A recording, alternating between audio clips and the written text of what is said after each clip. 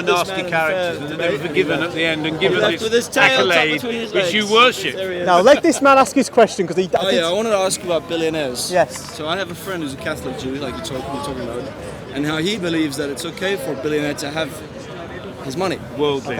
as long as he uses it properly and then he gets it from a good place. Now, can I ask you, is that really like kosher? Is that really allowed? I mean, think about to have that. Now, I had a fierce disagreement about him. I said, even if Elon Musk got all his money fairly, even if he's using it for good reason, to have that much power over other people. Can I come Do you in think when that's do you think that's in line with the Catholic Church's teachings? Truly, Given the wealth the church has itself. Well, yeah, but they don't Which actually have is that much wealth. not exactly following the Sermon on the Mount, is it? Let me answer it. Okay. Jesus said it's hard for a rich man to pass through the eye of an eagle. No, it's hard for a camel to pass through. I always get it wrong. Harder for a camel than for a rich man to get into the kingdom. Now, because if you've got £1 billion, you are less likely to be a true Christian. Just less likely. Okay. That's the implication of what Jesus said.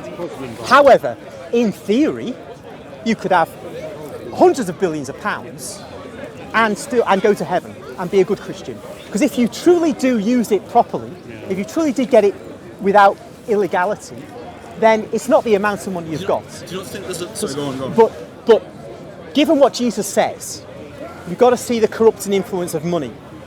And so whether in practice you could have £1 billion To have that, and just- really be a good Exactly. Christian, First, I know that's it's another hard, question. But imagine if there was a billionaire, Yeah. not Elon Musk, let's just make up a hypothetical man or woman. They have $1 billion, they got it all fairly, what we would consider fairly. They didn't exploit cheap labor or they didn't exploit the environment, they didn't damage the environment. They got their money fairly. I know this doesn't actually exist in real life. impossible. Yeah, sure. I know, but imagine just for the sake of thought experiment. Yeah. Then, as well as that, they give half their billions away to charity.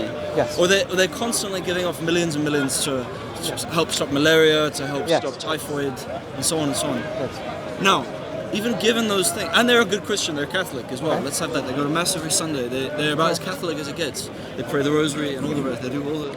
They give money to the church. They give millions to the church. Now, that's the description I've just given you. Is that still allowed? Should that still be acceptable to have that much power over the rest of the planet? To be able to divvy up money this way, resources this way, power and influence. Is that really acceptable for... Should not the church teach against that and say that it's absolutely not in line with the message of Jesus, message of the Gospels? I think it should be, personally, but I would love to hear your thoughts on it. I don't think so, because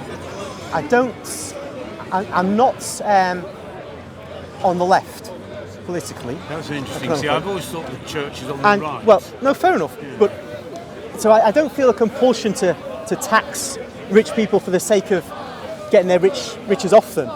But I do think that if they're giving money for poor people, doing all the things that you said, in this theoretical they're not blessed, are they? They still have $1 billion left over after all that. Yeah, well, you see, this is the problem. Why would they have all this money left over? This is the. Okay. You see, what your case, ideal situation would be where they're divesting themselves actually of millions and millions every year.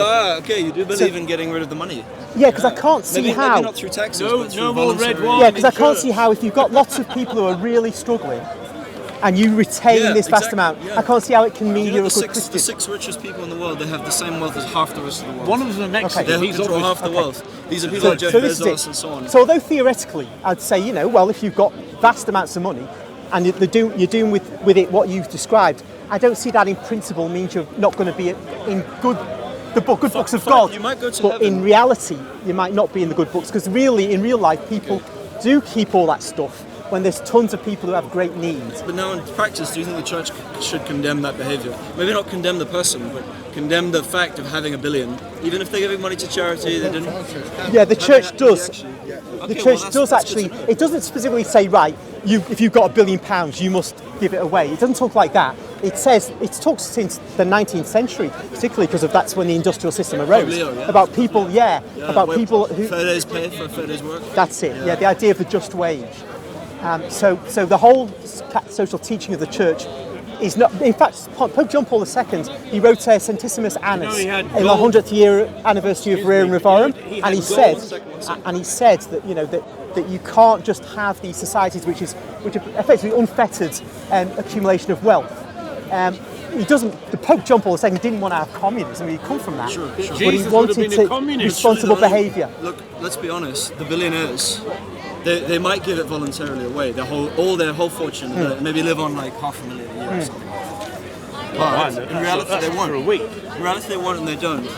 But even if some of them did, do you not think it's in principle up to the state? Not a communist totalitarian state, but a democratically elected republic or constitutional monarchy like we have, to take that money and redistribute it fairly. That's by taxation. Now, this is the interesting point, and this is where you and I might part company. Okay, Because I think the state makes a real old mess of things. So when I was at university, I thought, and into my 20s, I thought that the state could be this benign entity which could efficiently do these things. And the more I've looked at it, I have less and less faith in the state being other than something which serves its own interests. And so, in principle, I could say you've got something there in what you're saying. Again, coming back to in practice, I'm just jaded. I'm actually very anti-state myself. I think the state, it's like big business. It's just a way of centralizing power into the hands of a few people. It's not truly democratic. The government gets elected by the But people. having said that, you don't think there's been progress over time where we have taken some of that power bit by bit. First giving the vote to working men, or just creating a parliament that's elected and not under the control of an absolute monarch. Then giving the vote to working men, then giving it to women. Now in Scotland they give the vote to 16-year-olds.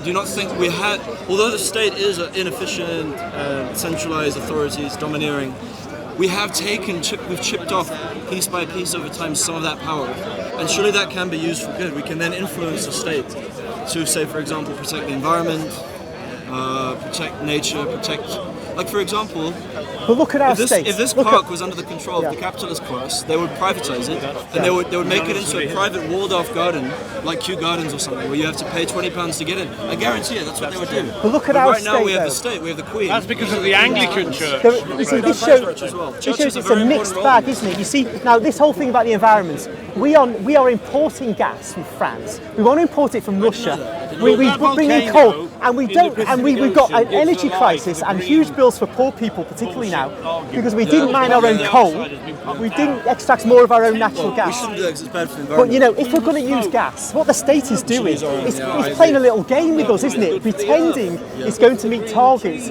by getting stuff from other people. Whereas, No, I see what you're saying. It's irrational. Do you know what I think that the message of Christ is to me? That you can't trust the state, you've got to trust God.